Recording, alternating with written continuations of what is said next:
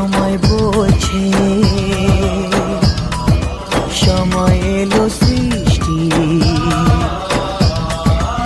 আজকে আকাশ জ্বলছে